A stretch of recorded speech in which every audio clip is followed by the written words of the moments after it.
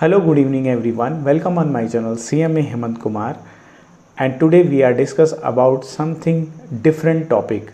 If you are a CMA student, then it help you a lot choose your job journey in manufacturing sector. अगर आप cost accountant हैं या cost accounting की पढ़ाई कर रहे हैं, अगर आपका इन टर्म से पाला नहीं पड़ा तो आप समझ लीजिए कि आप कहीं और गलत जगह पे हैं। तो आज हम बात करेंगे, अगर आप सीएमए की जॉब के लिए जा रहे हैं तो आपको स्टार्टिंग में किन किन चीज़ों को अंडरस्टैंड करना पड़ेगा। तो अगर मैं बात करूं तो नंबर 1 है मैन्युफैक्चरिंग प्रोसेस, यानी आप किस मैन्युफैक्चरिंग प्रोसेस इंडस्ट्री में जाना चाह रहे हैं, या like diamond manufacturing, chocolate manufacturing, paints manufacturing, cement manufacturing, garment manufacturing, carpet manufacturing, glass manufacturing. There are so many industries in our country. तो आप किस मैन्युफैक्चरिंग इंडस्ट्री के लिए जाना है?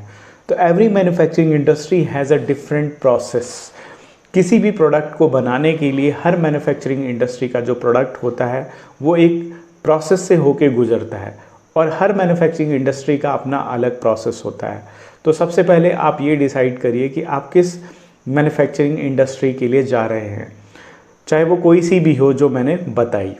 अब बात करते हैं डिपार्टमेंट्स की। जब आप पहले किसी भी जॉब इंटरव्यू के लिए जाते हैं तो आपका किस डिपार्टमेंट से इंटरेक्शन होता है, या सिलेक्शन के बाद किन किन डिपार्टमेंट से आपका इंटरेक्शन ऑलवेज़ रहता है। बिकॉज जो हमारी जॉब है वो मल्टीपल इंटरेक्शन है। मतलब अगर मैं बात कहूँ, अगर कोई एचआर डिपार्टमेंट है यानी ह्यूमन रिसोर्स डेवलपमेंट डिपार्टमेंट है, उसका काम सिर्फ हर डिपार्टमेंट से एक ही काम होता है, वो सैलरी मैनेज करना और अटेंडेंस को मैनेज करना। बट जो हमारा काम होता है कॉस्ट अकाउंटेंट, वो इंटरेक्ट करता है एवरी डिपार्टमेंट से। उसकी जो अलग अलग रिक्वायरमेंट होती है हर डिपार्टमेंट से वो फुलफ़िल होनी चाहिए। तो ये बहुत ज़रूरी है कि अगर आप किसी इंडस्ट्री में जा रहे हैं, मैन्युफैक्चरिंग इंडस्ट्री में, तो आपको डिपार्टमेंट का नॉलेज होना पड़ा। तो अगर कॉर्पोरेट की बात करूं तो कॉर्पोरेट ऑफिस में कौन कौन से डिपार्टमेंट होते हैं? तो वहाँ पे होता है corporate human resource development and admin department. सबसे पहला डिपार्टमेंट, इसका काम क्या होता है कि प्लांट लेवल और कॉर्पोरेट लेवल पे सबकी सैलरी, अटेंडेंस और लेबर लॉ और जो अदर लॉ जो होते हैं उनको मैनेज करना।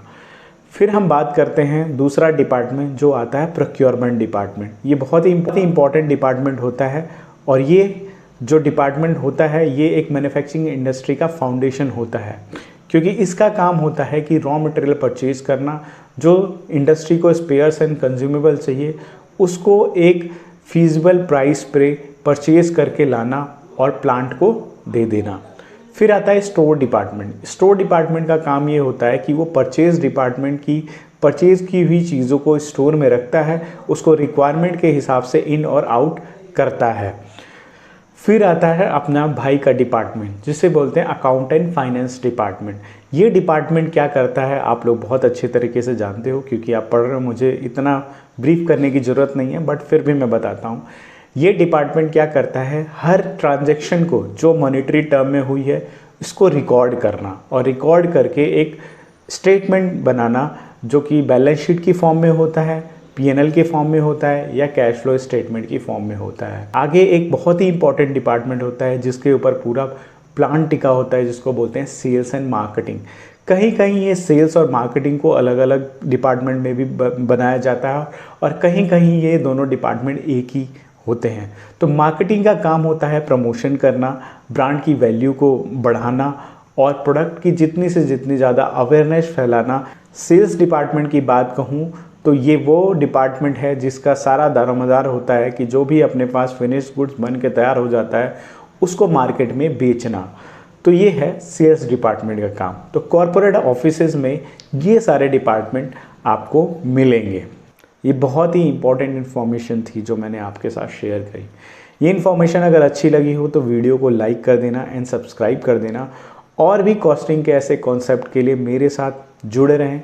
अगर आपका इंटरेस्ट कॉस्ट अकाउंटिंग फील्ड में है, मैन्युफैक्चरिंग फील्ड में है, तो मेरे साथ जुड़े रहें। ये वीडियो देखने के लिए बहुत बहुत धन्यवाद।